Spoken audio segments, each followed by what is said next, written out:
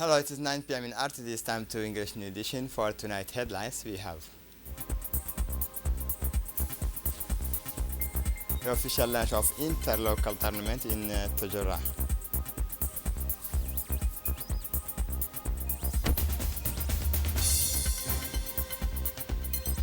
More than 64 Palestinians have been martyred in the past 24 hours. The State Secretariat for Sport organized the official launch of the cultural tournament, which took place this afternoon at the Tajora Sports Complex. This unique event aims to promote sports and cultural social cohesion between the various participating localities through dynamic sporting encounters and rich and varied cultural activities. This tournament is intended to be a space for sharing, celebrating, and living together. In attendance were the Secretary of State for Sports Hassan Mohammed Kamil, the President of the Tajora Regional Council Umar Hussein Umar, and the Deputy Prefect Habib Jilani Burhan, Secretary General of the Sports Khadija Ibrahim, and the Director of the Regions Umar Hassan Abdullahi.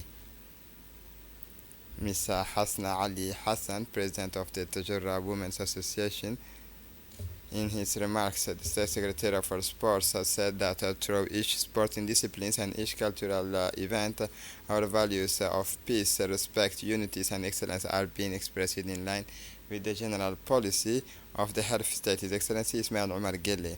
It is our duty to create the right conditions for them to flourish, to be accessible to all, and to spread their influence through the countries, added the State Secretary. He also praised the efforts that all those involved with young people, coaches, artists, sportsmen, and women, organizers, partners who contribute every day to bringing sports and cultural to life in our towns, neighborhood, and localities. Your commitment is strengthened. Your patience is an asset. Together, let's promote sports and culture to build a nation that is stronger, more united, and more proud to its identity. And during the opening ceremony, the third edition of the Interlocality and Cultural Tournament organized in Tajura, Mr. Umar Hassan Abdullahi, the director of the regionist of the State Secretariat for Sports, praised the commitment and enthusiasm for sports, praised the commitment and enthusiasm of the participant. He congratulated all the local teams who had come from the four corners of the region for their active participation and their spirit of fair play. He also paid tribute to the coaches, volunteers, and organizing committee whose remarkable work had ensured the successful launch to this new edition. On Thursday, the Minister of National Education and Vocational Training, in close collaboration with the UNICEF and the French Development Agency, organized a workshop to review and disseminate MENFOB's gender-sensitive human resources management policy. The workshop took place at the MENFOB training centers and was chaired by the Ministry Secretary General Mohammed Abdullah Mahyoub. The event was attended by directors and inspectors from the interior regions as well as MENFOB Health Department, not forgetting national NGOs and technical financial partners who also took part in the workshop. The workshop was moderated by the Gender and Education Consultant, Ms. Jin, who gave a wide-ranging presentations of the workshop.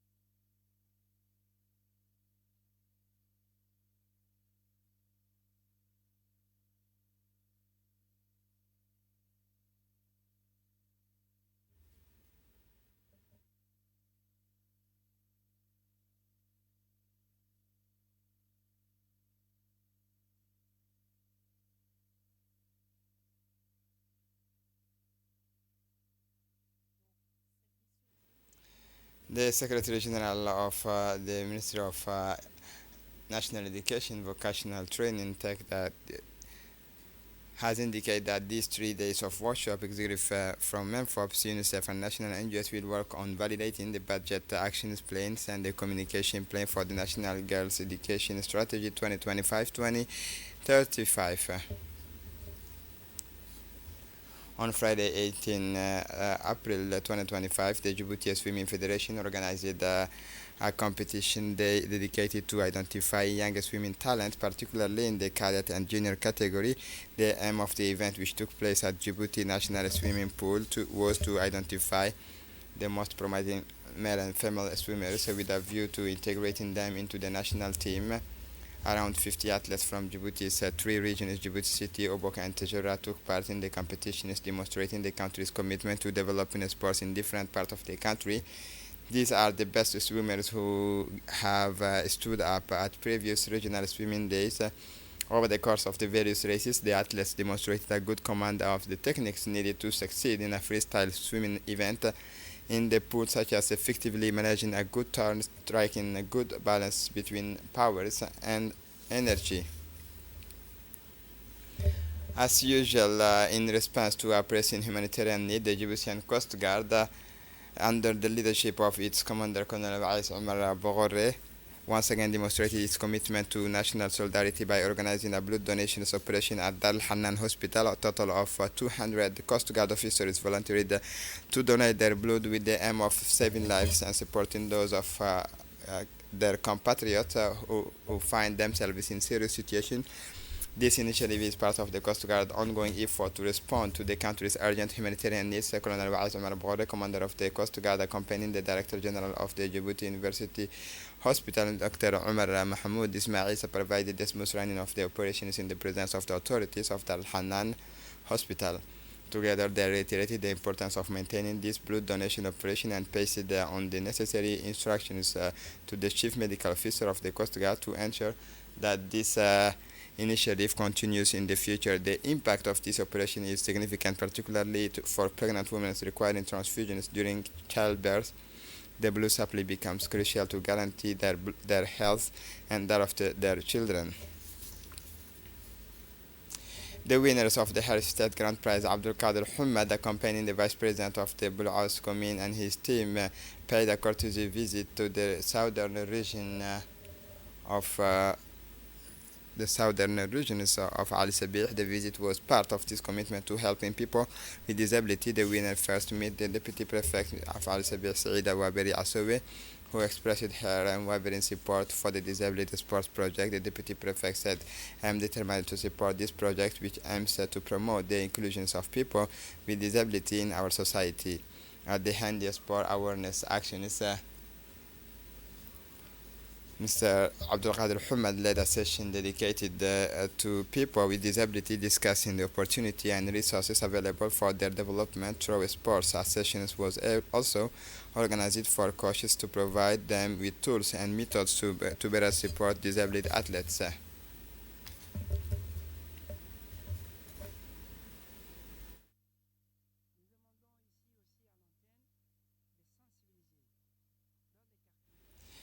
The Japanese ambassador to Djibouti today officially inaugurated the underground cistern in the localities of Burahgadi and Kuhule in the sub-prefecture of Wadi in the Obok region. The prefect and president of the Obok Regional Council were present. The underground cistern were financed by the Japanese embassy at the request of the Obok Association.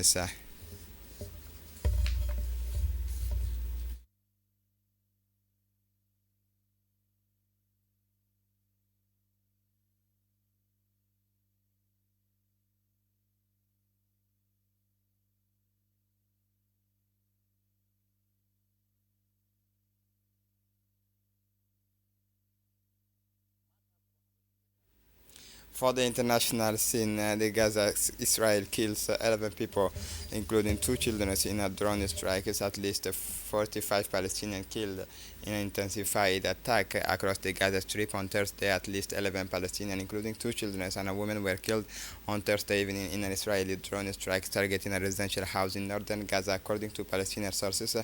The Palestinian Wafa news agency reported that Israeli drones fired several missiles at the family homes in Tel Azar area.